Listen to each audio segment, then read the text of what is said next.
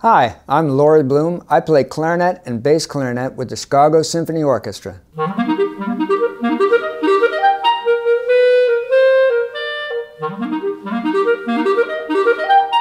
I started in a band program in 4th grade in my elementary school. I wanted to try the flute.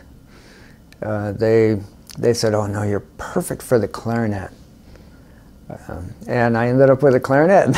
I had been taking piano lessons since I was 4, and I never really liked practicing the piano for some reason. I think it really bothered me that you had to use certain fingers for certain notes, and I was too little to understand why. I was like, what difference does it make? I can hit that note with this finger, I can hit it with that finger. What's the problem? So by taking clarinet lessons, I could stop piano lessons. This seemed like a good deal to me. I liked practicing the clarinet almost from the beginning. It was, you still had to use the right fingerings, or there were specified fingerings, but for some reason that made sense to me on the clarinet, and I really liked the sound, and so it was fun to practice.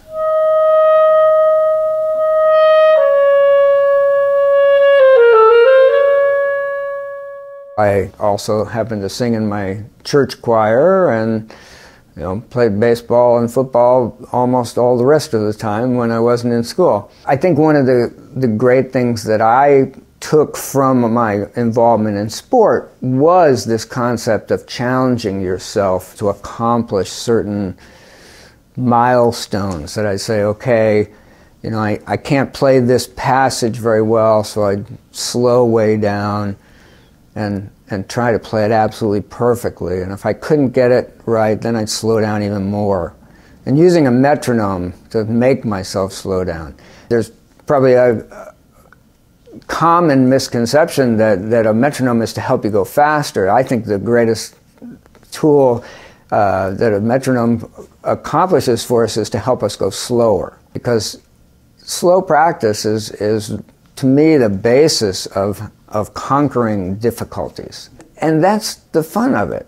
I mean, to do a little better today than what you could do yesterday. And the only way that's going to happen is to go back in the room and try it again.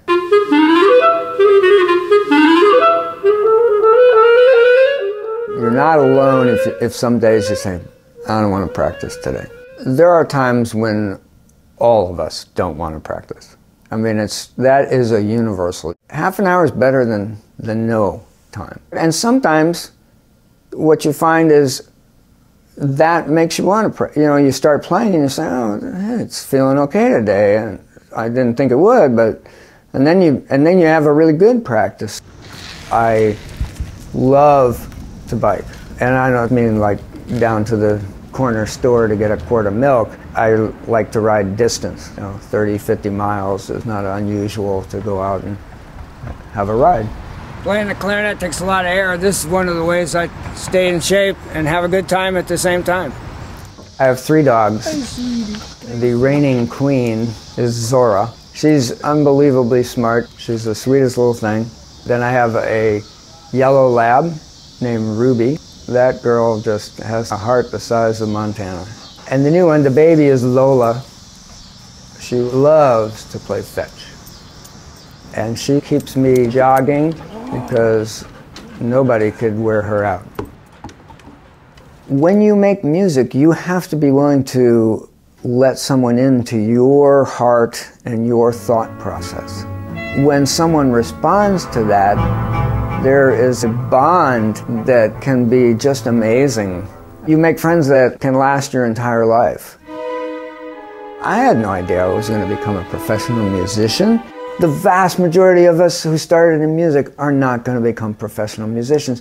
That's not the point.